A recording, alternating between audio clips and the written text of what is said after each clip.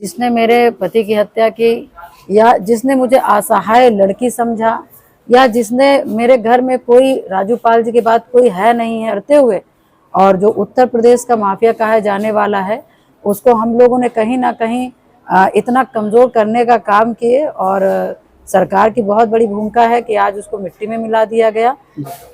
आज आप नगर पंचायत ढकवा आई हैं, प्रतापगढ़ डिस्ट्रिक्ट, यहाँ आने का क्या औचित्य है?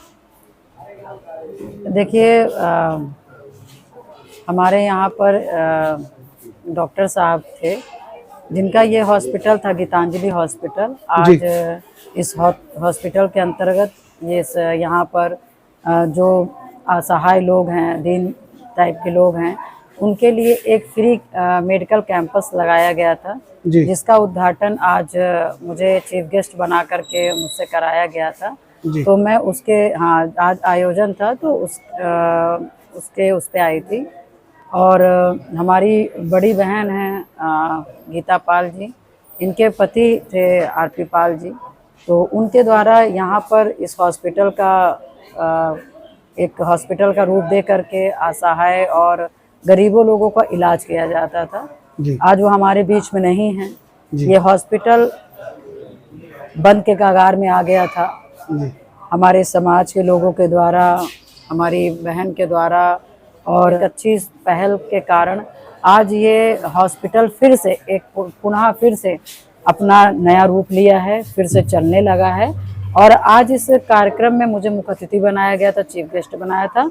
इसके उपरांत में आज मुझे यहाँ आने का मौका मिला, और मैं आपके चैनल के माध्यम से बताना चाहूँगी कि यहाँ पर असहाय लोगों का फ्री पे आज मेडिकल कैंप लगा करके उनका इलाज हुआ है। भविष्य में भी ऐसे बड़े बड़े कार्य यहाँ पर उन लोगों के लिए होंगे।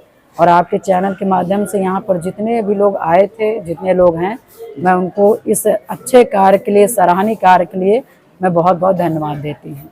जी मैडम, ये बताइए, जैसे आपकी कुछ पिछली जिंदगी के बारे में, जैसे आपकी पति की डेथ के बाद आपको लोग आयरन लेडी, जिस तरीके से आपने संघर्ष किया, आपको लोग आयरन लेडी की तरह देखने लगे हैं। उस संघर्ष के बारे में थोड़ा बहुत हमारे चैनल के माध्यम से आप बताइए। देखिए, पहले तो मैं ये बताना चाहूँगी कि मेरी संघर्ष छुपी नहीं है जी। और जो मान लीजिए बहुत नहीं भी जानते हैं, तो मैं बताना भी नहीं चाहती हूँ। बस मैं ये जरूर कहना चाहूँगी कि मुझे नहीं, हम जैसे, पहली बात तो किसी के ऊपर दुख ना पड़े, मैं ईश्वर से प्रार्थना यही करती हूँ, किसी भी महिला को ना मिले। और मान लीजिए कोई भी तकलीफ हम जैसी महिलाओं को होती है, या मान लीजिए उनके हक अधिकार को छीना जाता है, या उनका कहीं ना कहीं सम्मान खत्म किया जाता है या अपमान किया जाता है, तो मुझे लगता है अपने स्वयं के सम्मान की रक्षा करने के लिए महिला को सर्वप्रथम अपने आप की ताकत को स्वयं समझना पड़ता है और शक्ति लानी पड़ती है। और अपने अधिकार को लड़ने के लिए किसी ने नहीं रोका है। बस हम महिलाओं को सोचना चाहिए कि जब हमें कोई दे नहीं रहा है तो हमारा कोई छीनना भी नहीं चाहिए। इस उद्देश्य से हमें काम करना चाहिए।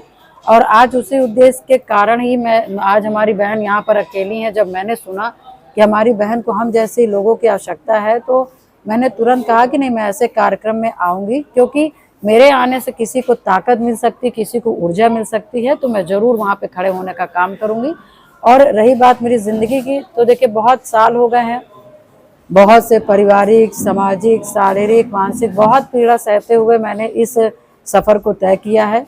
मगर मैं प्रभु का धन्यवाद करती हूँ, ईश्वर का, अपने आराध्य भोले बाबा का, कि जिस तरह से मैंने अपने जीवन को संघर्ष में बदलने का काम किया और जिस सोच के कारण बदलने का काम किया था, प्रभु ने उस सोच को मेरा पूरा करने का काम किया। और मैंने राजनीति ही सिर्फ इसलिए किया था कि जिसने मेरे पति की हत्या की, या जिसने मुझे असहाय लड़की समझा, या जिसने मेरे घर में कोई राजू पाल जी के बाद कोई है नहीं है, उनकी हत्या करने के बाद वहाँ पे कोई लड़ेगा नहीं, ऐसी सोच रखने वालों से हम जैसी महिला ने लड़ने का काम किया और बहुत सी परेशानियों का सामना करने का काम किया। सारे परेशानियों को सामना करते हुए, और जो उत्तर प्रदेश का माफिया कहा जाने वाला है, उसको हम लोगों ने कहीं ना कहीं इतना कमज़ोर करने का काम किए। और सरकार की बहुत बड़ी भूमिका है कि आज उसको मिट्टी में मिला दिया गया।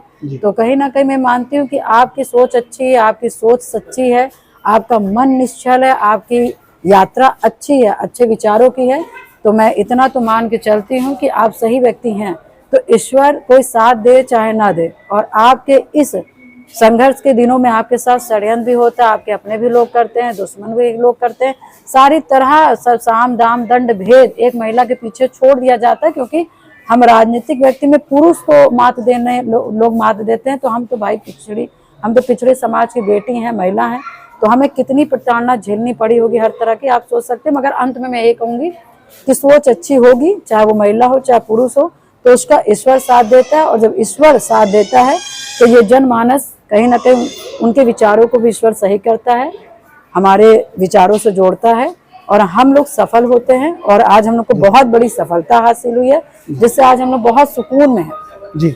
सब कुछ जानने के बाद भी हम एक ठंडी राहत वाली जिंदगी जी रहे हैं, ये बहुत बड़ी बात है जी। राजनीतिक गलियारों में मैडम आपके मंत्री बनने की भी चर्चा है, इसके बारे में कुछ? देखिए, इस पे मैं यही कह सकती हूँ कि इस पे मेरी कोई चर्चा नहीं हुई, ना पूर्व में, ना अभी वर्तमान में मेरे इस टाइप की कोई चर्चा नहीं हुई, तो इस पे मैं कोई बात करना अच्छा नहीं समझती हूँ। मेरे संज्ञान में ये मामला नहीं है। ठीक है मैडम।